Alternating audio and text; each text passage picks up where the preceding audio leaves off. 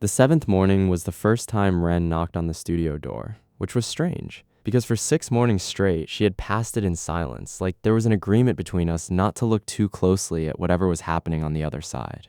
I was sitting at my mixing desk at 6:52 in the morning, headphones around my neck, a mug of black coffee going cold beside a keyboard covered in fingerprints, because I was 26, freelance, and completely nocturnal by profession, which meant I had built an entire life around not needing anyone else's schedule to match mine. Then I heard 2 knuckles tap against the door frame. Not the front door, not her bedroom door, mine. I pulled one side of my headphones off and turned around to find my roommate standing in the hallway, still in her scrubs, dark circles under her eyes, hospital badge still clipped to her chest, holding her sneakers in one hand like she had taken them off just to stand there quietly. She looked exhausted, brave, and far too alive for 6:52 in the morning. I set my coffee down. Ren Calder pushed a strand of hair off her face with the back of her wrist. Before you panic, I'm not here to ask you to turn the music down. That's exactly what someone says right before they ask you to turn the music down. A tired laugh escaped her, but it didn't last. Jonah. My name sounded different when she said it like that. Less like a label, more like something she had been carrying around all night and finally set down. I need to tell you something, she said. And just like that, every quiet morning from the past 6 days rearranged itself in my memory. My name is Jonah Vance. I am 26, and I mix audio for other people's podcasts and audiobooks out of a converted bedroom in a rented duplex in East Nashville. I spend my life listening for the flaws other people cannot hear. A breath held too long, a word clipped too short, the tiny imperfections that make something sound human instead of engineered. I am good at fixing other people's noise. I have never been great at sitting inside my own silence. Before Ren moved in, my apartment ran on one schedule, mine, which meant I worked through the night and slept through the better half of the day, and nobody was around to notice how strange that made my life.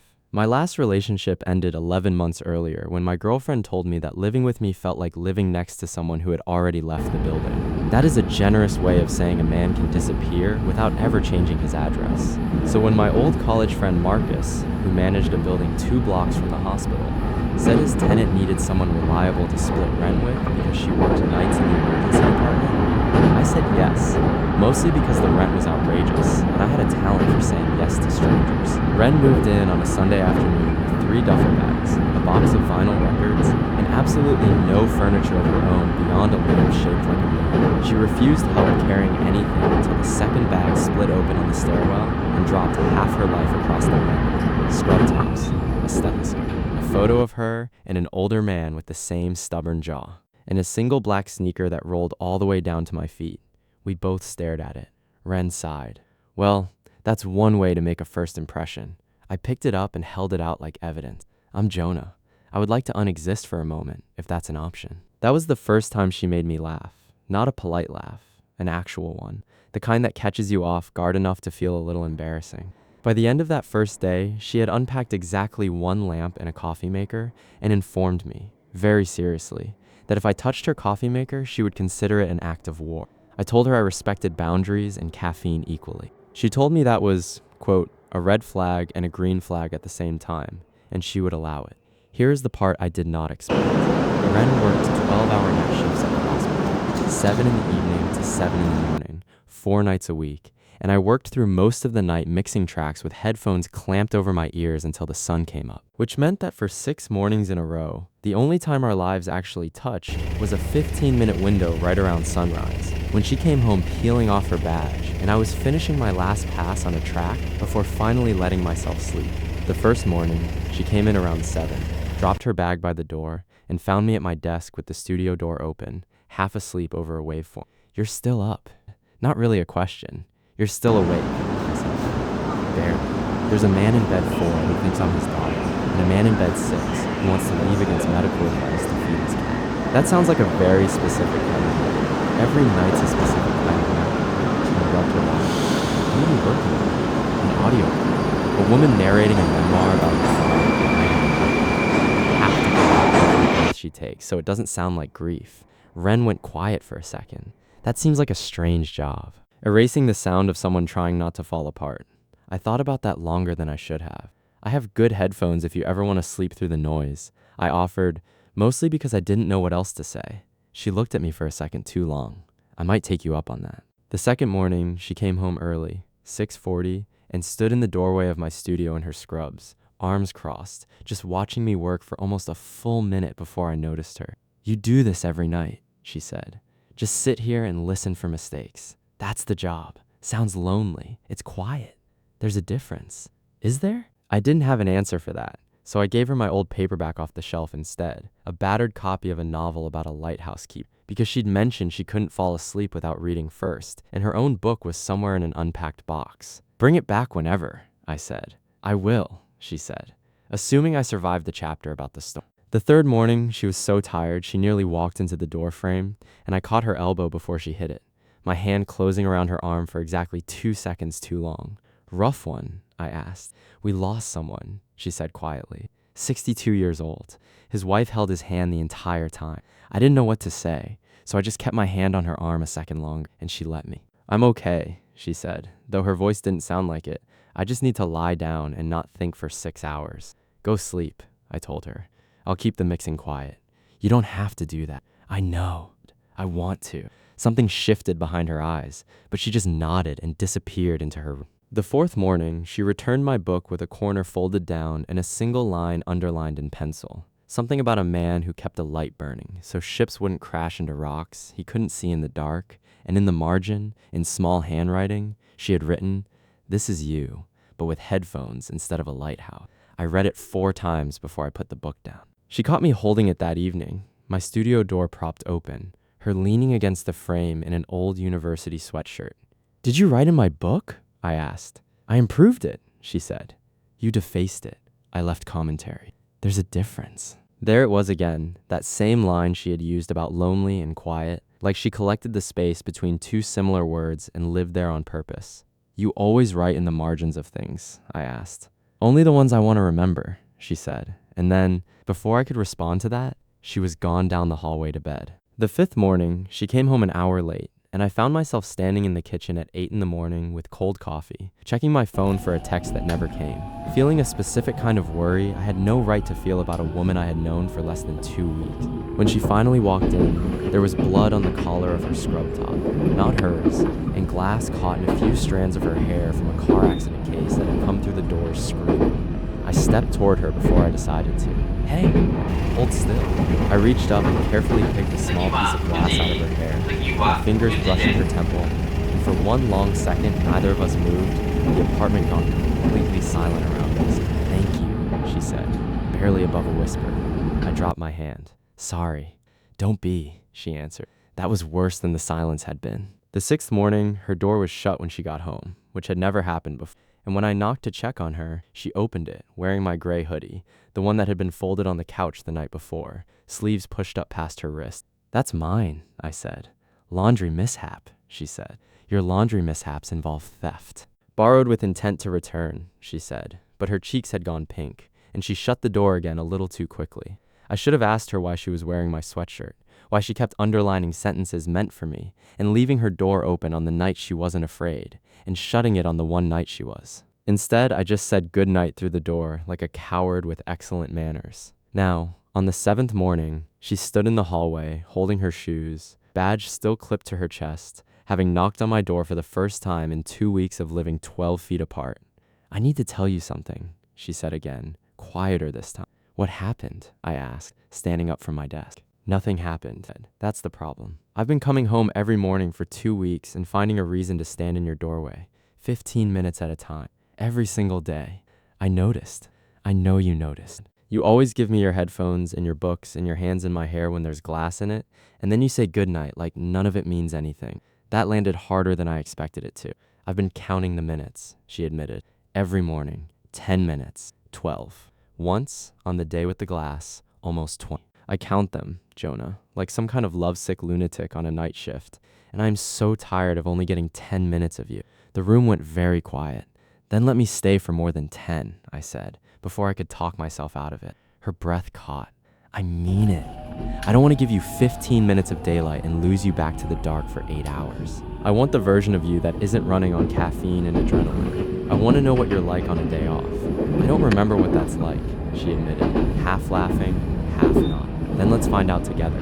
She crossed the 12 feet of hallway between us slowly, like she was giving me every chance to change my mind, and I didn't. And when she finally stood close enough that I could smell the hospital and the rain and something underneath both of those that was just her, she said, "So did I imagine all of it, or did you actually want this too?" "I've wanted it since the Lighthouse book," I said. I just didn't know how to say it without sounding like I was asking you to rearrange your whole life around my strange hours. "You already rearranged mine," she said. "I started coming home the long way just to walk past your door slower." I laughed, and something in my chest loosened that had been tight for 11 months. "Can I kiss you?" I asked, because after everything else I had said badly, I wanted to get this part right. "You're asking permission at 7 in the morning after 2 weeks of headphones and hair full of glass," she said. "Yes, obviously, yes." The first kiss was careful, both of us half exhausted and half disbelieving. The second one wasn't careful enough. Her hand found the front of my shirt, mine found her waist.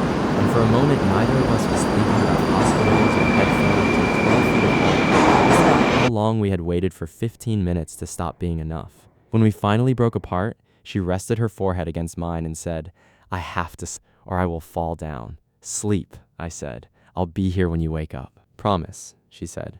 "I promise," I said. And for the first time in 2 weeks, I meant every part of an ending that used to scare me. 2 days later, on her first day off in what felt like forever, Ren knocked on my door at noon instead of 7, already dressed, hair down, wearing real clothes instead of scrubs for what she said might be the first time in a month. "I believe this is called a date," she said, "though I would like it on record that I am terrified." "Noted," I said.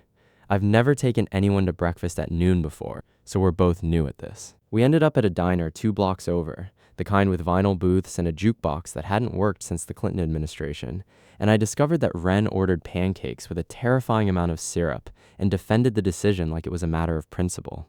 "You're judging my syrup," she said. "I'm admiring your syrup," I said.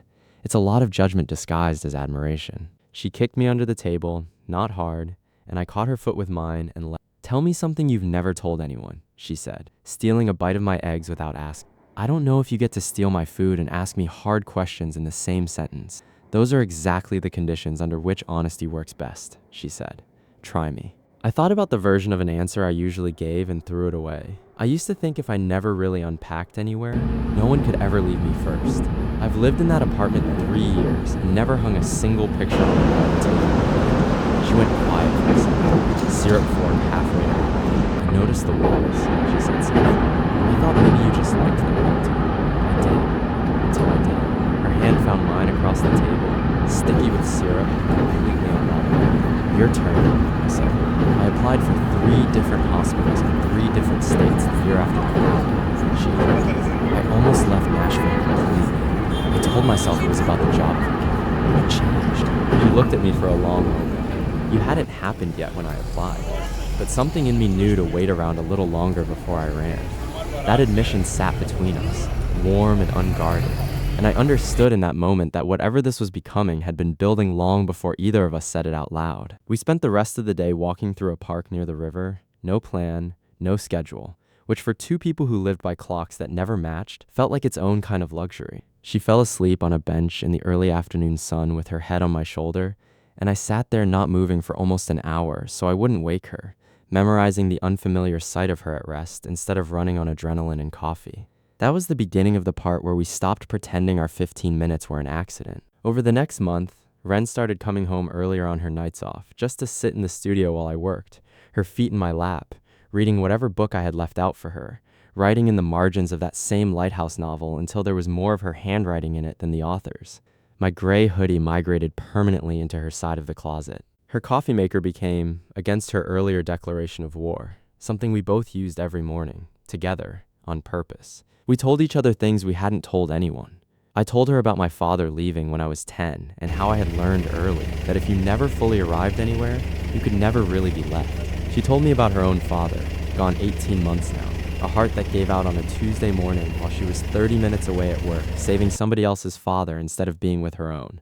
"That's why the nights are easier than the days," she admitted one evening, curled against my side.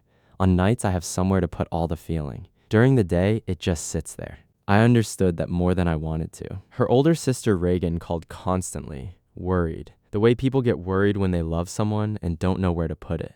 I only heard Reagan's voice once, through the phone, tinny and sharp, when Ren had it on speaker by accident while getting dressed for a shift. "You barely know this man," Reagan said. "You moved in with a stranger 4 months after Dad died, and now you're what? Dating him." "Ren, you don't fall in love that fast unless you're trying to fill a hole with the first warm body that showed up." Ren's face went white. She grabbed the phone off speaker fast, but not fast enough. I stood in the doorway with my coffee going cold, feeling the exact shape of that sentence settle into my chest like a stone. I told myself Reagan had a point. I told myself I might actually be exactly what she said. The first warm body, convenient timing dressed up as fate. I told myself a lot of things over the next few days, and none of them were fair to Ren, and all of them made me quieter, more careful, the kind of careful that looks like concern from the outside and feels like retreat from the inside. Ren noticed within a week. Of course she noticed. She noticed everything. "You're doing the thing," she said one night, arms crossed in my studio doorway. "What thing?" "The thing where you get thoughtful and distant and call it respecting my space, when really you're just scared." "I'm not scared. You've given me 4 inches of extra distance every day since my sister's phone call, Jonah." I counted. "I'm good at counting things I'm afraid of losing. I don't want to be a body you grabbed because the silence got too loud." I finally sang the thing out loud. Her face changed, hurt, flashing fast and clean. "That's not fair," she said. "I chose you awake and sober, and 2 full months after my father died, not in the middle of some collapse. I wrote in your books, Jonah. I counted your minutes. That is not a woman filling a hole. That is a woman who knows exactly what she wants and is furious that you're handing her sister's cruelty back to her like it's the truth." I had no answer, because she was right, and I hated that she was right. "I need a minute," I said. "Take one," she said, voice tight, and closed her door for only the 2nd time since she had moved in. For 2 days, the apartment felt like a museum of my own galleries. Her door stayed shut more than it stayed open. I tried to work and kept re-listening to the same 3 seconds of audio without hearing anything at all. On the 3rd night, I stood outside her door holding the lighthouse book, the one covered edge to edge in her handwriting now, and knocked. I brought a peace offering. It's a book. Technically, it's also an apology for being an idiot. The door opened. Ren stood there in my old sweatshirt, eyes tired, arms crossed. I panicked, I admitted. "Your sister said the thing I was already afraid was true, and instead of arguing with her, I just handed you the fear and called it respect." "I know," she said quietly. "I don't want to be a stand-in for your grief," I said, "but I also don't want to lose it, because I was too careful to say I love you, so I'm just going to say it now, badly, at 11, her arms uncrossed. "Say it again," she said. So I did, and this time she stepped forward and I felt the whole 2 days of distance collapse into me. "I'm not asking you to fix my grief," she murmured against my chest. "I'm asking you to stand next to me while I carry it." "I can do that," I said. "I want to do that." "Promise," she asked, the same word from that first morning. "I promise," I said, and meant it more than I had ever meant anything. 3 weeks later, Reagan came to Nashville for what she called a wellness visit, which really meant an inspection with a car full of casserole dishes and opinions. Ren invited me to be there on purpose this time, not hidden, not softened. Reagan arrived with sharp eyes and a tight smile, looked around the apartment, looked at me, and said, "So you're the roommate." "Boyfriend," Ren corrected, standing close enough to me that our shoulders tugged. "Has been for 2 months. Figured we should stop pretending otherwise since you already called it in front of everyone at Thanksgiving." Reagan's jaw tightened. "You don't know him," she said to Ren. Like I wasn't standing right there. "I know he mixes audio for a living and forgets to eat when he's focused," Ren said. "I know he gave me his headphones before he ever tried to hold me. I know he counted the same 15 minutes I did and was too careful to say so for 2 weeks. I know him." Reagan turned to me, arms crossed exactly like her sister's had been that night in the hallway. "Do you actually love her? Or is this just convenient?" 2 people with nothing better to do, filling each other's silence. The room went still. I felt Ren's hand tense slightly in mine, but she didn't pull away, and neither did I. I loved the sound of her voice on a phone call before I ever loved anything else about her. I loved the way she wrote in the margins of my books like she was leaving evidence that she had been there. I loved her enough to be a coward about it once already, and I am telling you, in front of you, on purpose, that I choose her. Not because the apartment was quiet before she moved in, because she is the first person in years who made the quiet feel like company instead of an empty room. Ren's eyes went bright. Reagan looked at her sister for a long moment, then at me, some of the sharpness draining out of her face. "Dad would have liked him," she said finally, quietly, almost to herself. Ren's breath caught, and this time when her eyes filled, she let them. He would have asked way more invasive questions, Ren said, laughing wetly. He would have liked him. Reagan looked at me one more time. Don't make her small trying to keep her safe, she said, echoing something that sounded suspiciously like advice she had probably meant to give herself. I won't, I said. She wouldn't let me anyway. That got the smallest, most reluctant smile out of Reagan I had seen all afternoon. Later, after the casseroles were unpacked and the visit had softened into something closer to family than inspection, Ren found me in the kitchen and leaned back against the counter across from me. You survived my sister, she said. Barely. I think she measured my soul with a tape measure. She does that. Yours passed with minor notes. What notes? Needs more sleep. I laughed and pulled her close, her arms circling my neck the way they had every morning for months now. You were brave today, I told her. So were you? She said. That's new for you. I'm working on it. I have a good reason to. She kissed me then, slow, certain, nothing careful about it at all. By the time winter came, we had stopped pretending the 15 minutes were ever an accident. Some mornings she came home and fell asleep on the studio couch with her shoes still on. Some nights I stayed up just to walk her to the door when her shift ended, headphones around my neck instead of over my ears, because I would rather listen to her than to anything I was making. The Lighthouse book sat on our shared nightstand, more her handwriting than the author's words at this. And on the very last page, in the margin beside the final line, she had written 4 words in pencil months earlier that I only found by accident one night while she slept beside me. Found my light. Staying. I read it 3 times, and then I turned off the lamp and didn't move for a long time, just listening to her breathe beside me in a silence that finally sounded like company instead of an ending. What would you have done if your night shift roommate started counting the minutes of every morning you gave her, until the day she finally knocked on your door to tell you it wasn't enough anymore? And have you ever been the one brave enough to admit you were counting too, even when it scared you to say it out loud? Tell me in the comments below. If you want more stories like this one, subscribe so you don't miss the next one, and I'll see you there.